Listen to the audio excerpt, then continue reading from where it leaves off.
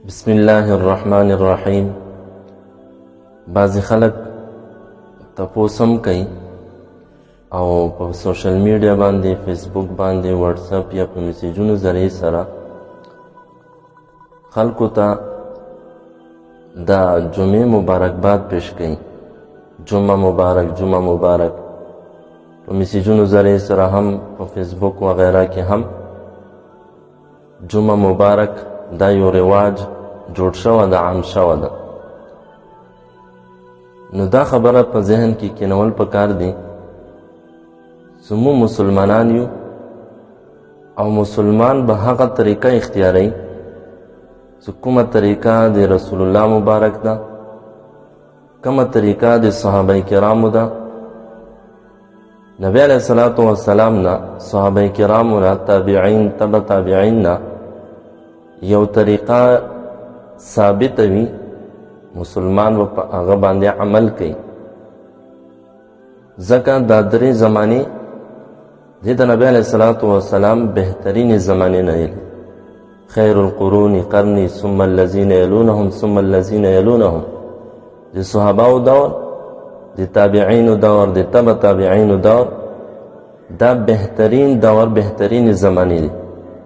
نو کومه یو طریقه چې دغه دریو زمانو کې ثابته وي مو دپاره په هغه منطق عمل کول دي.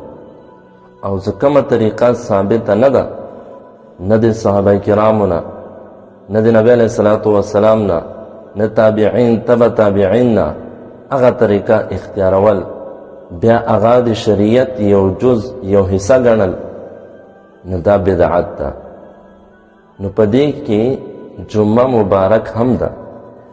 نبی علیہ الصلوۃ والسلام په دور کې، د صحابه کرامو په دور کې، د تابعینو په دور کې، تبع تابعینو په دور کې چېرته هم دا نه ده ثابت چې جمعې په ورځ صحابه کرامو یو بل ته یا نبی علیہ الصلوۃ والسلام ته یا تابعینو په دور کې یا تبع تابعینو په دور کې یو بل ته جمعه مبارک دا ویلي وي. یو دور کې هم دا ثابته نه ده.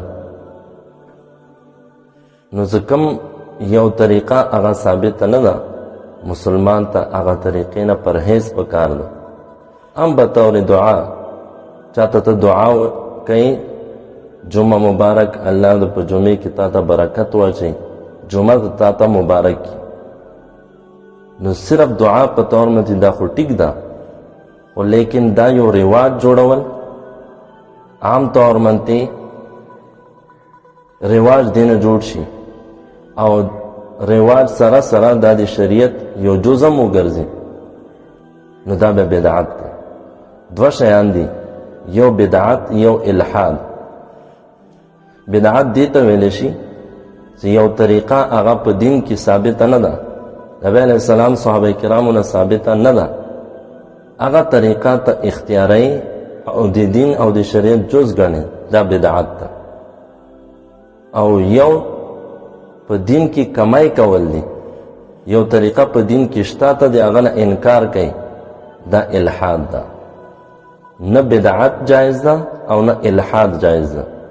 په دین کې ځان نه یو اضافه کول یا په دین کې ځان طرف نه یو کموالی کول، بدعت او الحاد دا دواړه جایز نه ده. نو مسلمان ته پکار دی چې هغه دی داسې طریقې نه ځان وساتي، پرهیز دې وکړي، داسې طریقې نه د اجتناب وکړي چې هغه طریقه د نه پیغمبر ده، نه د صحابه کرامو طریقه ده، نه د تابعین او د تبع تابعین طریقه ده. نو جمعه مبارک دا په یو دور کې هم نبی علیہ السلام، صحابه کرام، تابعین، تبع تابعین په دور کې دا طریقه نه وه.